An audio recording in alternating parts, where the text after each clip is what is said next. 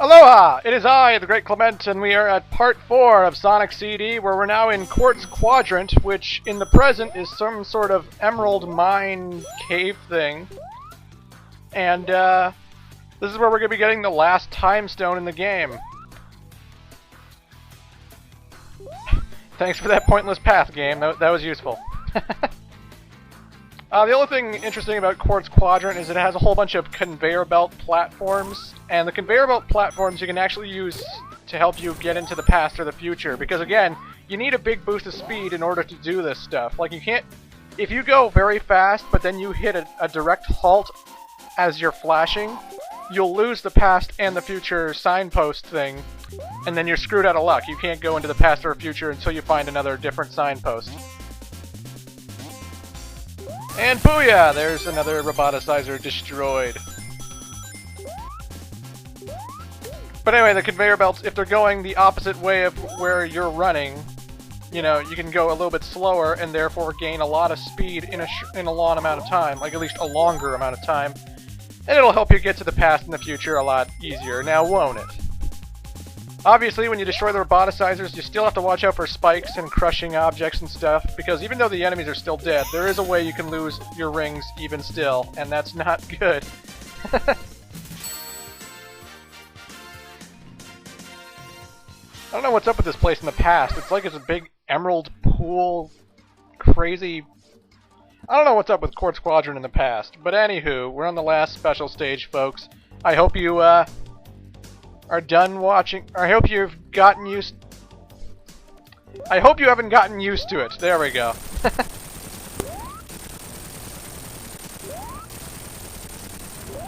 And did anyone watch Captain Power? There's a pyramid in the background that looks like the bad guy's main pyramid. His evil domain, his evil empire. It was like a cross between Star Wars and... Well, I'm not going to get into Captain Power. Now I'm just making no sense. My commentary's gone. The water's pink. How about that? But folks, we've destroyed all the UFOs, and we now have all 7 time stones. Dun dun dun dun! Got them all! Now I know what you're asking. Can I become supersonic? No, these aren't the Chaos Emeralds. They just allow you to control time. You know what would have been cool, though? If, when you got all 7 time stones, you got the ability to go to the past or the future at will. That would have been awesome. I hit a past signpost, but actually I didn't mean to hit a past signpost. I was trying to stop so that I didn't go into the past and I stayed in the future, but regardless...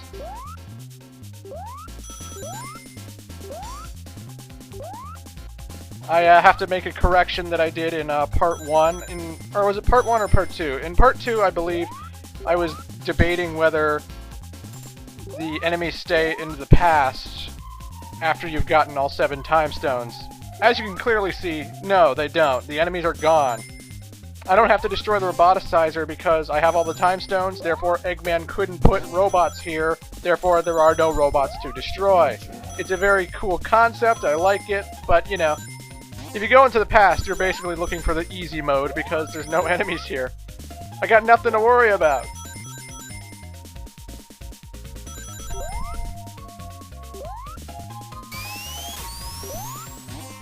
And now that I don't have to do special stages anymore, these levels are going to go by a lot quicker, not 10 minutes long quick. But I digress.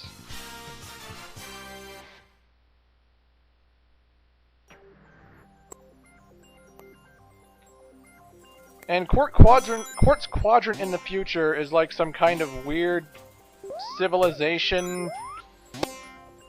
I don't know what the hell's up with this place. But I'm not going to analyze this. Basically, we're heading to another Eggman boss fight. And this boss fight is actually one of my favorite Eggman boss fights.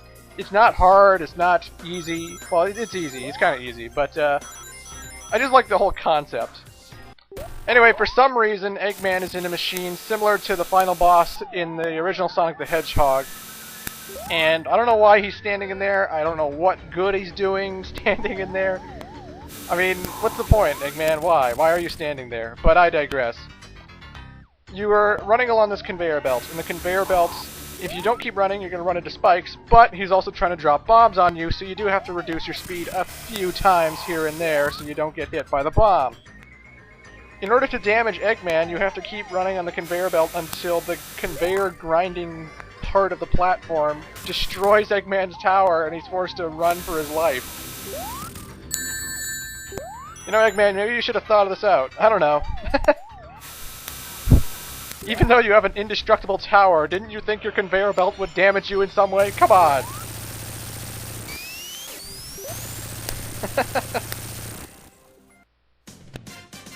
Made a good future. It was the good future. I didn't have to destroy a roboticizer in the second zone because I got all the time stones. But you know this. I've said this many times. I'm going to stop saying it. Wacky Workbench is a very odd level. It's odd because you're not going to be doing that much running in this level. This has a huge bouncy platform anti-gravity thing where as soon as you touch it, you bounce so fucking high into the sky that you're damn near touching the ceiling. See? And, you know, it sucks because, like, if you keep bouncing, you're going to keep going to the higher platforms which don't lead to anything, so you have to try and balance on the smaller platforms hanging around, you know? So it's a big platform type level, not much running to do in this place, but damn, is it crazy. You don't have to worry about bottomless pits here. In fact, with Sonic CD, you don't have to worry about bottomless pits at all. And I kind of like that. I mean, there's only one level with bottomless pits, and that was the final level. And to be honest, getting to the final boss is harder than the final boss itself, but I digress. There's no bottomless pits because of all the backtracking you have to do. Obviously, when you go looking for past or future signposts, you have to look around for the roboticizer then too, and you keep going back and going back. And, you know, I imagine if they put too much bottomless pits or some bullshit like that, it would be very annoying to play. And so I understand why Sega or whoever made this game did it. I understand it's good level design, but like, in a way, it makes the game kinda easy. And that's my one complaint with, well, my one of two complaints with Sonic CD. The one being that I hate how the spin dash has a delay.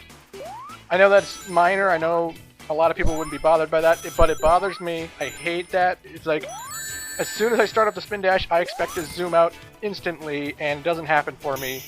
That's just me, that's my nitpick. I have to get it out of the way. But my other complaint with Sonic CD is that it's pretty fucking easy. I'm gonna eat my words in this exact video, in this exact span of 30 seconds, but I mean, I didn't die much in Sonic CD. I remember the first time I played Sonic CD, I maybe died like 4 times. Oh god.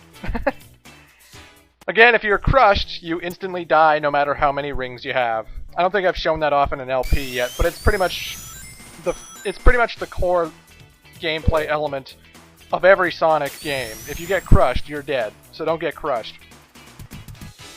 But anywho, I just found Sonic CD really easy. Aside from the boss in Stardust Speedway, I was breezing through this game no problem my first time playing it, and I was shocked. I beat the final boss in my first try. I was so shocked.